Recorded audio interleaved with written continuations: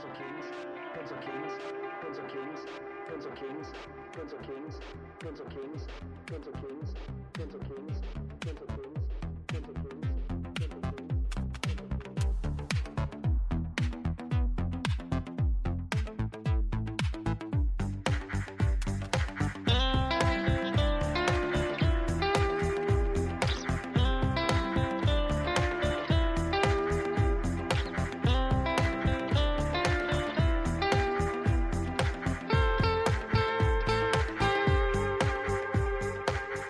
All right, we are back. This is the Pencil Kings podcast, and today we are talking to John deMartin. And the focus this month is on fundamentals, and since so many of you are fanatical about your figure drawing, I thought it would be really cool. And John actually has a book coming out called Drawing Atelier, the Figure. Did I say that right, John? Yes, exactly. Drawing the Atelier. And it's the figure, how to draw in a classical style.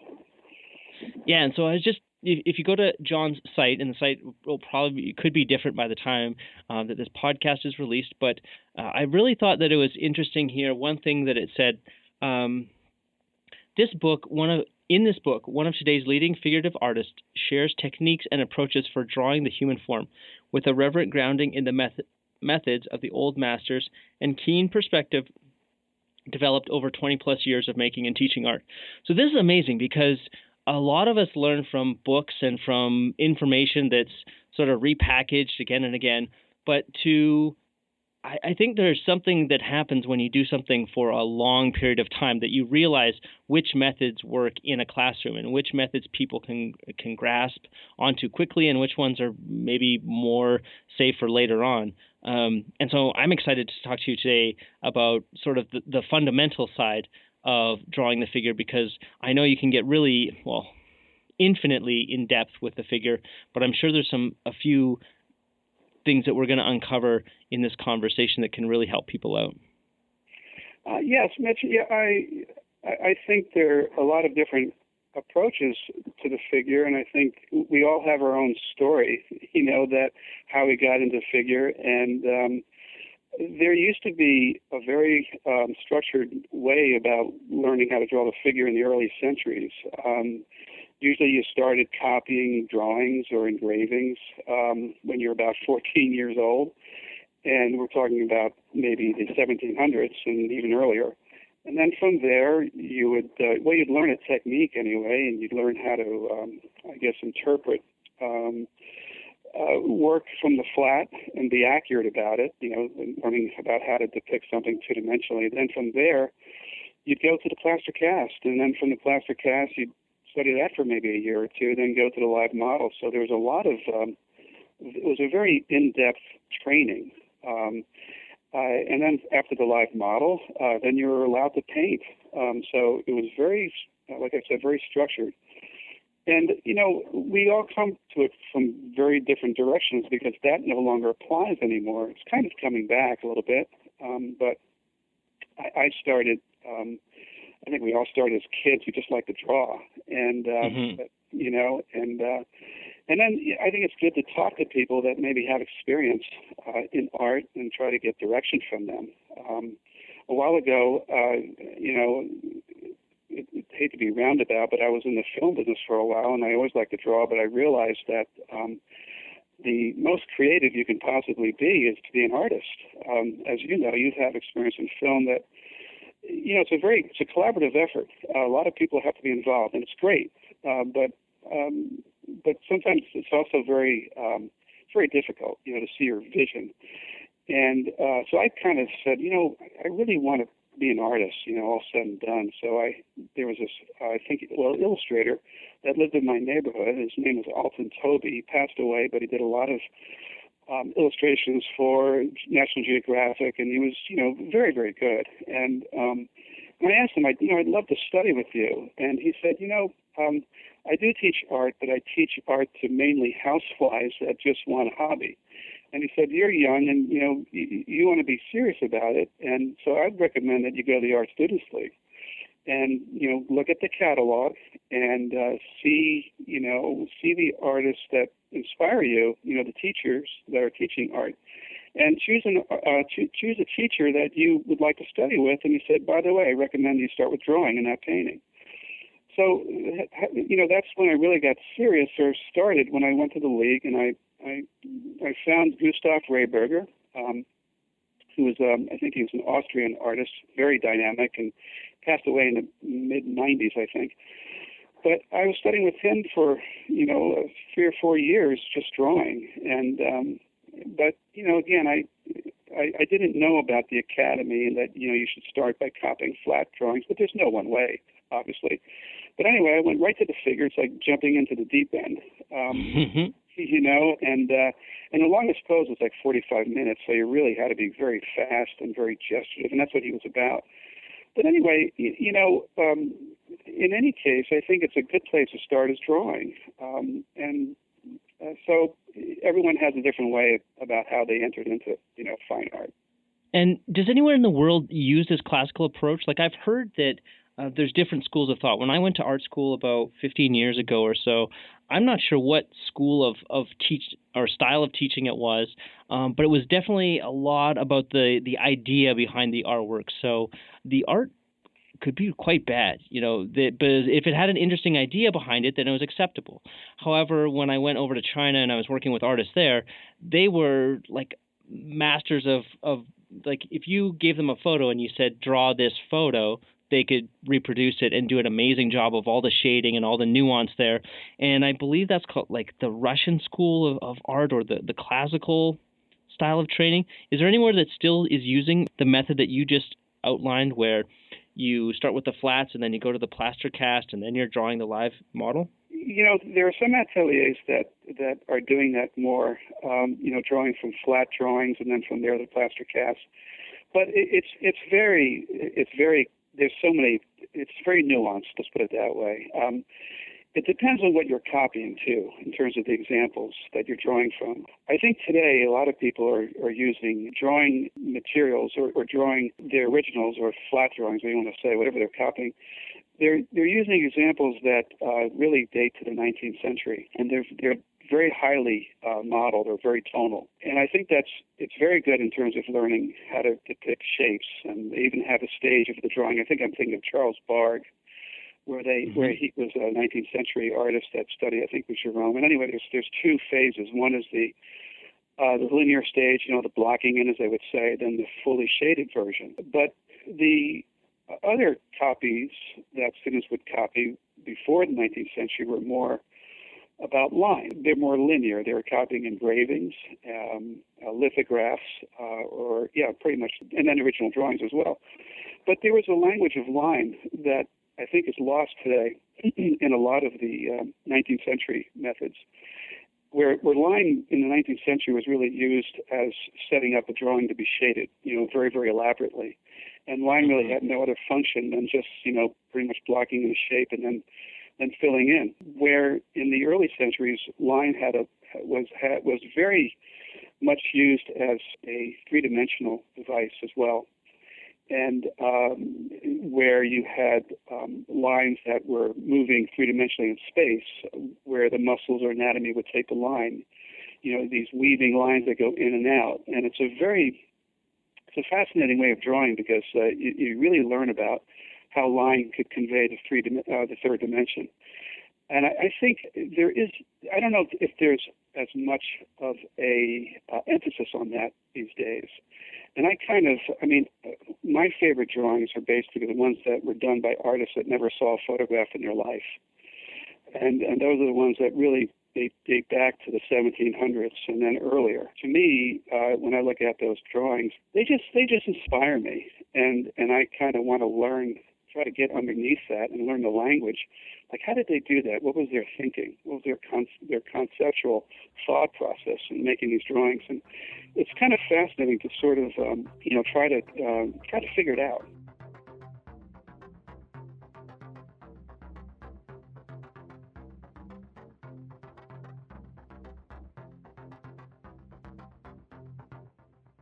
And so it's fascinating from the standpoint that that they couldn't just sit there with a photograph and take as much time as they want. So they had to have a different thought process to approach it. And so you thinking about how they were seeing the world through those, no access to photograph, that allows you to think more creatively about how to display your own work, not display, but create your own artwork? In a way, yeah, because their methods were basically how to draw, how to recreate nature out of their imagination, and I think their methods sort of point to that, or at least make it easier to work that way. When you're thinking more flatly about blocking in shapes, that requires something to be directly in front of you, because you're replicating a shape, an image that's in front of you. With earlier drawings, you're doing the same thing, but you're also using line not only to replicate a shape, but you're using line to create the third dimension. I think the more you can learn how to understand how line can do that, the shorter the time it takes you to draw. So you don't really need, 8 days to draw a figure. You can, if you draw in a way that line can express a third dimension, you can do a drawing in maybe, an hour or even shorter. And I think, I hope this is making sense. I'm not sure, but it also points to picture making. The drawings that they practiced was very conducive to picture making, because they had to draw in a relatively short amount of time, and they also had to draw poses that were invented. In other words, when you think about all the amazing figure poses and all the actions that were in these narrative paintings, like the Baroque especially, like how did they draw those figures in all these incredible perspectives? Well, they could draw so well out of their imagination because of, I guess, their training, anatomy, geometry, perspective. And, so I think that's a big component. And they also, I'm just kind of speculating, but they also learned a lot from drawing, old masters, and they had swipe files too that also had incredible poses that they would borrow, but they really knew how to create the figure in three-dimensional space. And they also had incredible time constraints too, where they couldn't spend a week on one model. They had to work very, very quickly. So in any case, I guess it's a different language. They applied a different but yet the same, but they did apply a little bit more of linear construction. All right. Yeah, this is all definitely making sense to me. One of the things that I would like to clarify, though, is drawing versus picture making, and what does that mean for you? I just want to explain so that if somebody's listening and they're a little bit unsure, what's the difference there? Well, picture making is inventing, I think, an image out of your imagination. I think we all want to be artists because we have something to say, and that's maybe derives from nature or something we've seen. But picture making really is it's a very difficult thing, because it's painting something that's not in front of you. It's something that's invented. So when it comes to picture making, I think we have to be very aware of perspective and light and shade and volume and all these aspects. A lot of artists, a lot of paintings, I think in earlier times, and also modern too, they're not depictions of what's in front of us, but it requires a lot of studies. In other words, going to nature and doing studies of different positions of hands, heads, and whatever, and also backgrounds, and then making a composite, putting them together, and making a picture that's believable. So picture making really is something that's invented, I suppose. It's different than an easel painting where you have something in front of you, where you have a still life, where you're painting a portrait. But a picture making means that it may require multiple figures in a space that's not practical to actually to paint from life. All right, I really like that definition. It really clears it up for me, and it's something I feel that, especially with beginners, that there's this idea that all this comes just from your mind, and so I'm glad that you made the distinction that it's a lot of studies, or you have, the idea of swipe files where these artists would have all these different poses on a sheet, and then they could just reference that. So when they're trying to draw a certain pose, that they're not just doing it just from their mind. I mean, you draw something enough times, and you do build up that repetition that you can't just produce something once you've drawn it a bunch over and over and over again.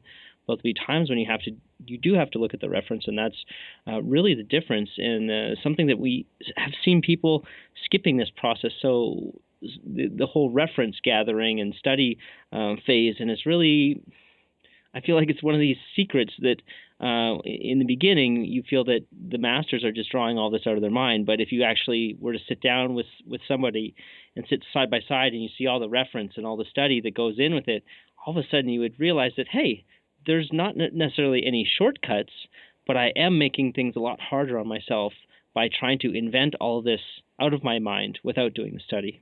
Oh, well, absolutely. In fact, there's a nice blend in terms of picture making. I mean, there's a first sketch, which I think the Italians call the primo pensiero, which is the first idea.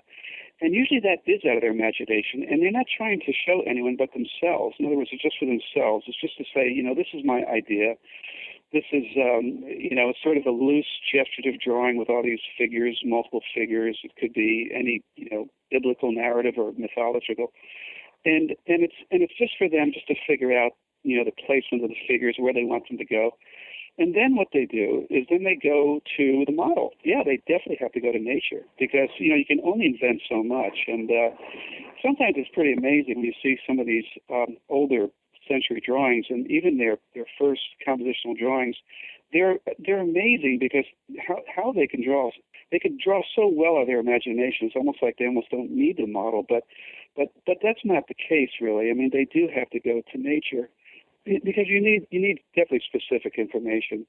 But the idea is that they also, they could draw pretty quickly from nature, and I guess that's where line comes in, because they don't really have a lot of time to work weeks and weeks on one elaborately shaded drawing.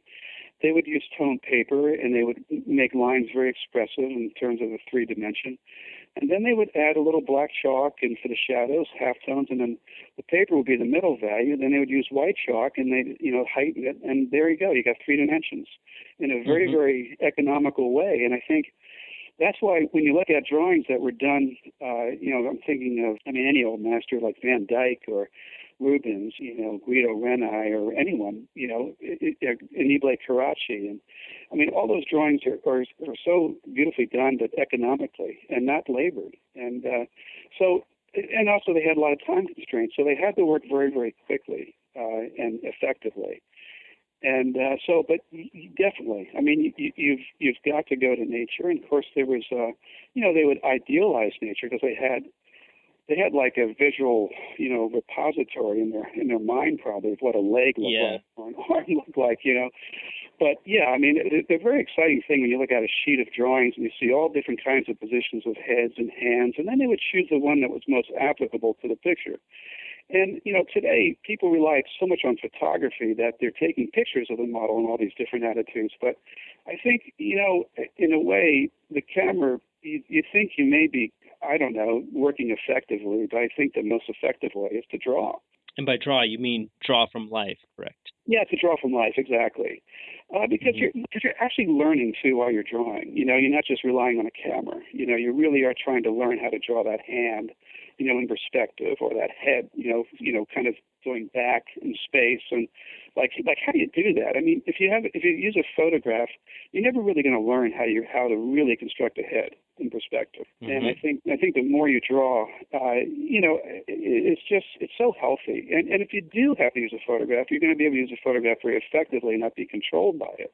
Because you know what a head would look like in perspective.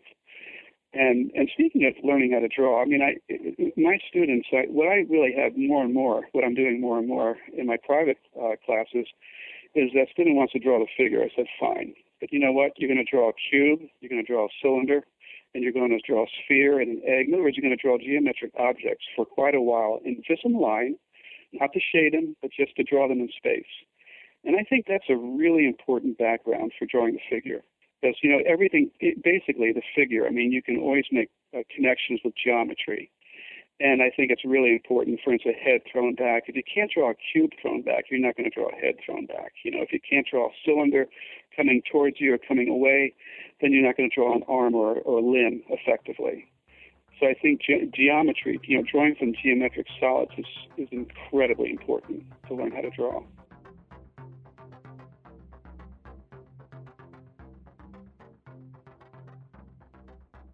And how long would you get people to do that? I'm so fascinated by the most effective way to teach. First of all, I tell people not to shade. No shading allowed, and just to draw in line and figure it out in line. And, obviously I give them the process on how to do that. But you know what? I'm not going to – they usually get it. Maybe drawing a cube, it could take, my studio class students meet sometimes once a week or twice a week.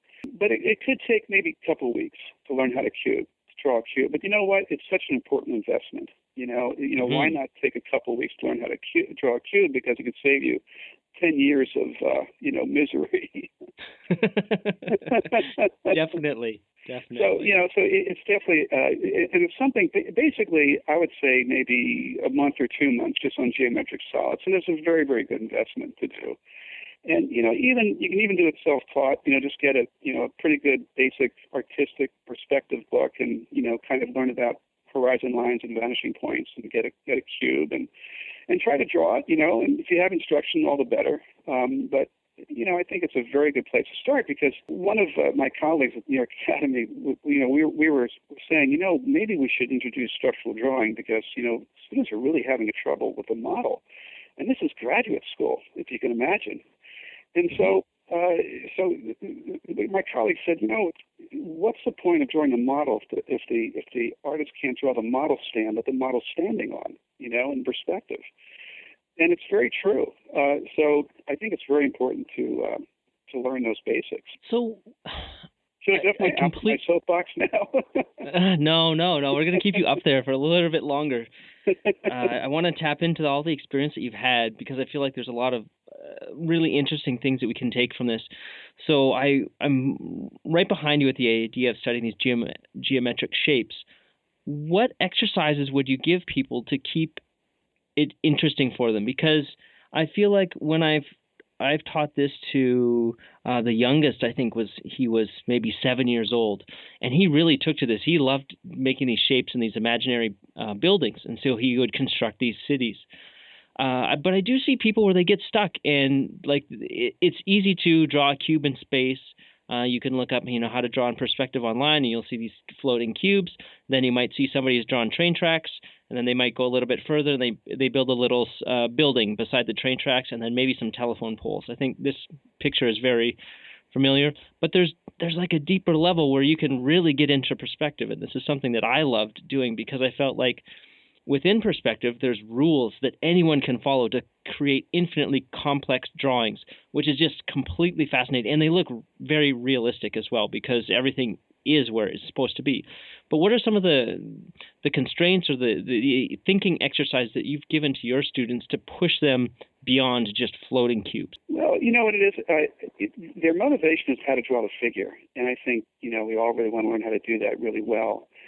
And it's sort of like dangling the carrot in front of them. If you can do this, if you learn how to do this, you'll get to this stage, You definitely have to give people goals because, the plaster cast is something I love to teach from, too. But the thing is, if I could say to the student, hey, you know what? You remember when you did that cube, you had four extremities, top, bottom, left, and right? You're doing the same thing with that head.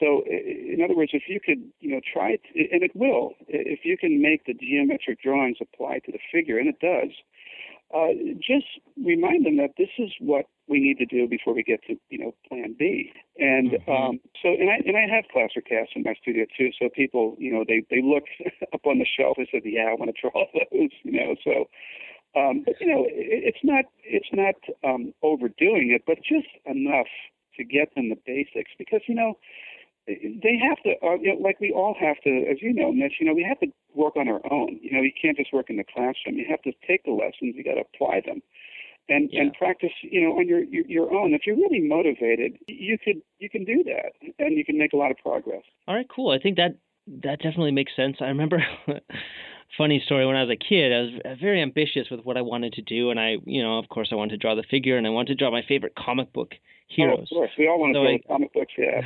absolutely. I forget who it was. If my grandma or somebody, they bought me, How to Draw Comics the Marvel Way. Yeah, I got that book too. It's a very good book, but I think for a kid, it's quite difficult. And I remember I got to the part where they were drawing the figure with geometric shapes, and I just couldn't get it. There was something I needed someone to explain to me how this works and kind of guide me through it. With the book, I was just like a fish out of water, kind of. I had all the ambition and the wanting to do it, but I didn't make sense. And now finally, as an adult, all this stuff starts to make sense, and life is much simpler. Yeah, that's the thing. That's why I kind of alluded earlier that, there's no, one way. And I think we all go at it different ways. And, you got to make really big mistakes for a long time, too, to learn. And, I just basically got more serious about geometric drawing, just recently. And I've been doing this for 20 years. And I realized, this is really what I need to focus on, people to focus on. So, yeah, but I think it's all very good, though. I think to draw the Marvel way, to comic books. I mean, I think subconsciously we're thinking about these things. We may not be, conscious about them, but we're at least, we're feeding our imagination.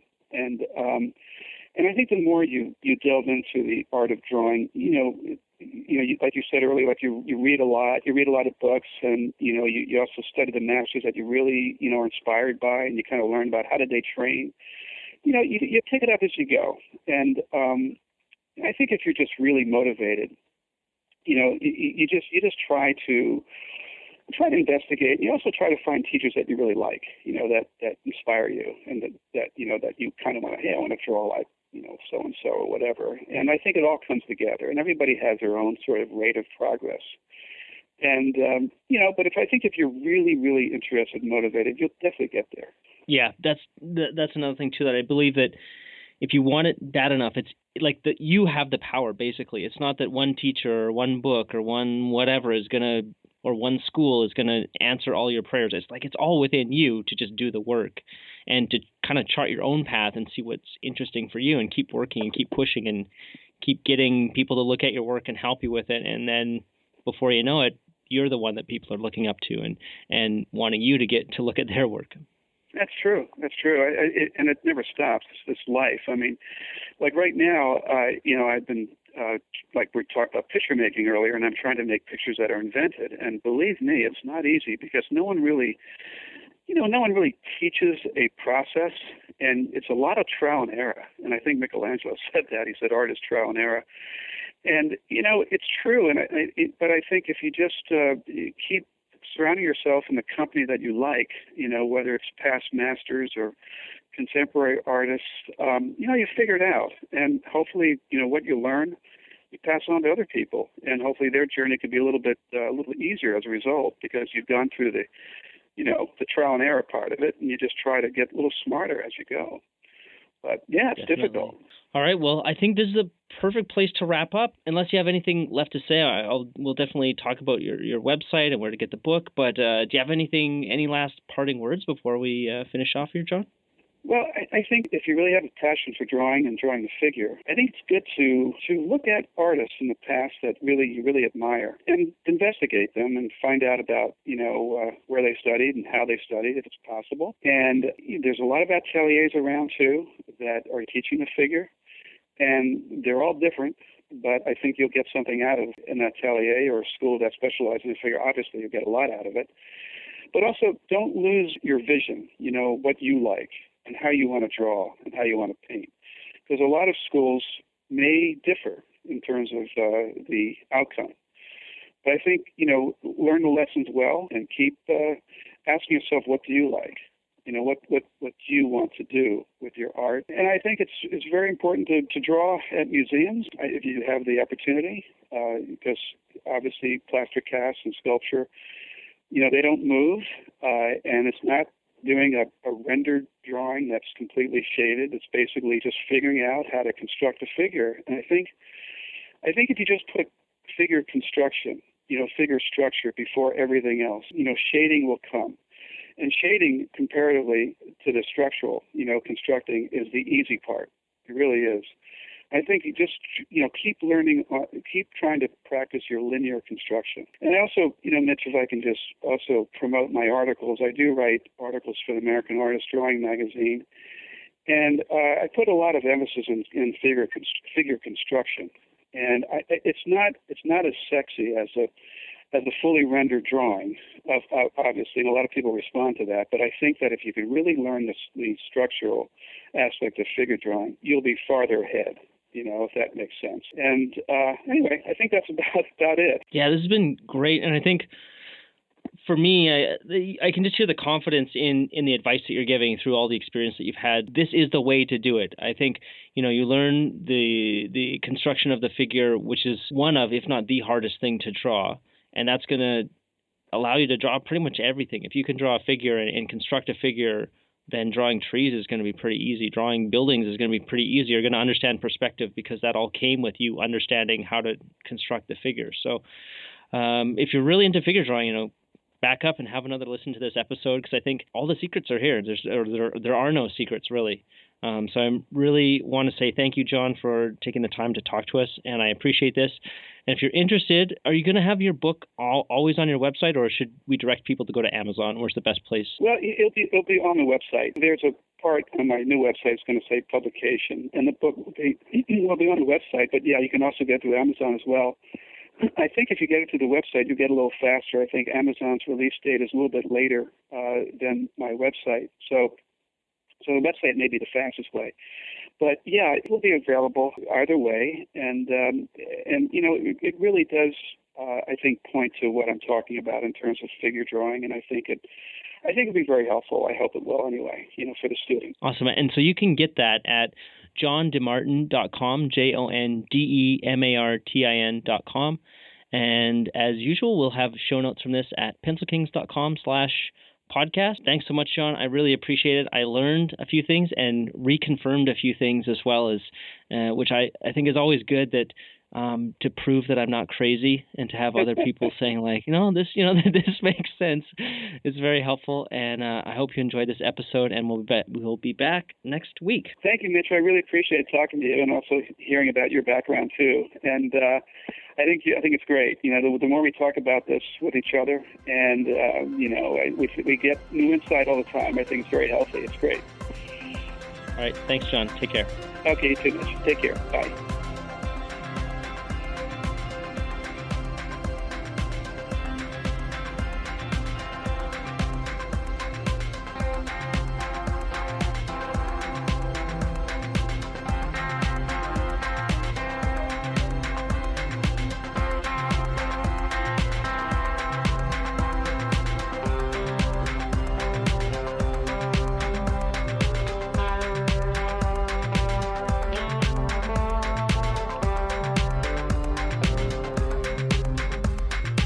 Demands patience, skill, years of practice. Ah, you talk like a fool.